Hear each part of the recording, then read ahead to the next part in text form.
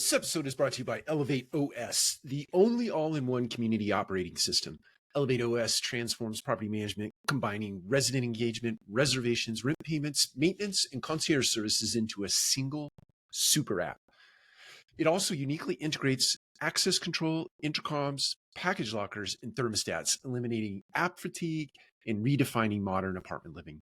Visit elevateos.com/MMN for a free demo and see how they can help you level up your operations.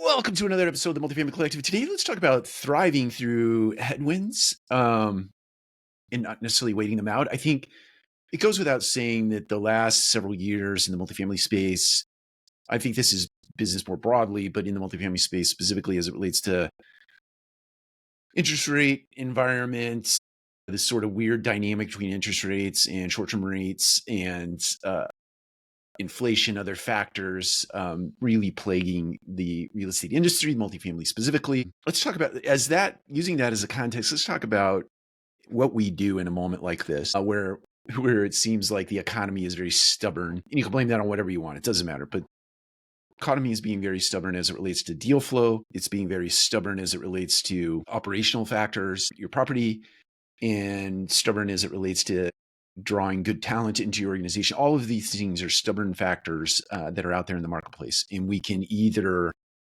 look at them as headwinds and allow them to stall out our progress, or we can look at them in a way that is of resilience and perseverance in keeping the ship running, keeping the ship sailing out into the ocean. Because all those factors are not stopping anytime soon. In fact, anybody that tells you they're stopping on this day or in this quarter is really just guessing. I've said it based on what other people have said. Deal flow is going to release itself in the third, fourth quarter of 2025 or in the early innings of next year. I've said that based on what other people have said, but nobody knows. Nobody knows right now. There are too many variables out in the marketplace, so there is no clear insight as to what's happening. So we get stuck. Some people get stuck in this sort of survival mode in a situation like that. They get stuck in this sort of survivor mentality, and they start to do things, in my estimation, they do things very blindly or very full of emotion. Like they'll make decisions based on the emotion that they might feel as a result of having to write checks to fund their deals or any other adversity they might experience because of this current circumstance. My recommendation is you have to be, in this moment in time, you have to be very precise in all the decisions that you make. And you have to do precision over what would otherwise be panic. So all of the circumstances in the economy right now would suggest that one panic, and as such, many do, and as such, many operations suffer. People suffer, constituents suffer, stakeholders suffer. What we really need to do is focus on precision. You have to, instead of being a sort of a survivalist, you have to be someone who thrives in an environment like this. You have to look at all these catalysts that are in front of us, what we might otherwise term as headwinds, and think through each one of them and think about the opportunity that lies within. Sometimes on the downside of those adversities is the way through. There are these seeds of greatness that exist down there, but if you're not willing to take that deep dive into each one of those things that is fueling the headwind, you'll never see the opportunity that is innate or baked into those circumstances. So instead of cutting headcount, instead of canceling marketing programs, instead of canceling things that are bringing data into the organization that you can use to inform decision-making processes, I remember sitting in a room with an asset manager who loathed social media, couldn't stand it, doesn't use it. If you talk to him about it, he just became almost borderline angry. It was actually quite comical to see his reactions to that. But his solution to the cost in the budget related to social media was cut it, all of it. No discussion. Don't care what you think. I don't use social media, therefore it's stupid. That was kind of the mentality. Which is young. I get it. He's young. He doesn't understand. He doesn't use social media. I'm ranting now because it was an incredible example of just the downright ignorance that happens sometimes in boardrooms as it relates to headwinds that are in the marketplace in making what are just completely ill-informed and not wise decisions. Find out what is working, double down on those things, do it thoughtfully. Don't do it like that guy did. I think right now, in order to set the stage for your organization to be elite as we come out, at some point it does break loose. To be elite, you got to eliminate all the inefficiencies in your organization. Now, if that gentleman in that room that I made an example of just a second ago had said, hey, can you give me all the data that backs up the spend? Give me all the data. Help me understand how that is translating into leases or retention. Can you translate that into math and help me make a wise decision based on that math? That would have been a completely different exercise. And it probably would have yielded something that was much better than just slash and burn. So eliminate those inefficiencies, take the catalysts or the prompts from all people at the table and do the work. We got to make every line item in your GL work for you and work harder than it ever has before.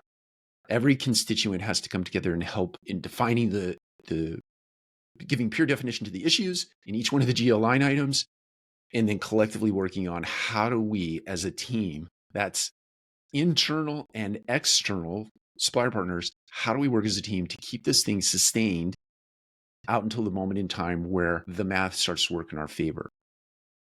Everybody is feeling the squeeze, so we just need to get everybody in a room to talk about the solutions. But we don't do that. We make slash and burn decisions many times that impact everybody downstream, when the downstream could assist, but you didn't even ask them to assist. You didn't give them the opportunity to assist. And my imagination tells me if you get a bunch of smart people in a room who all have an aligned vision, who all have an aligned mission, who all have an aligned set of values, you're going to come up with some interesting and awesome solutions that will help the entire ecosystem, not just you in your survivalist mindset. So make sure you're calling all the people into the room to make good and wise decisions as it relates to the performance of your assets on a go forward.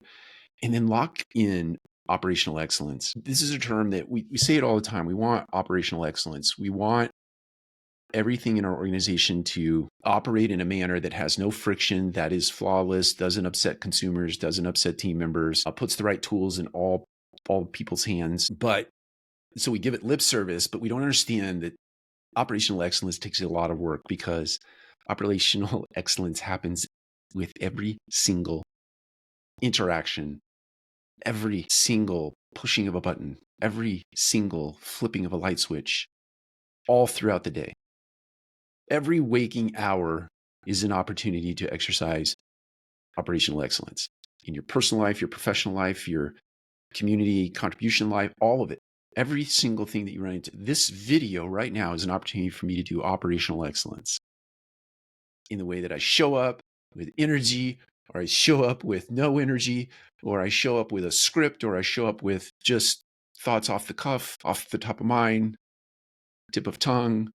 All of it is an opportunity. This back here, displaying the MMN logo, the book, all of it is an opportunity to display operational excellence. The point I'm getting to is this, that all that stuff and all the things that we do on a daily basis, this multifamily community, it's all hard work. Intentional effort is full of hard work. Intentional effort is full of discipline, and discipline is hard work. But if you do all of that discipline, and those intentional efforts equal a freedom that you probably, my imagination tells me, many of you have never experienced. It gives you a freedom you've never experienced.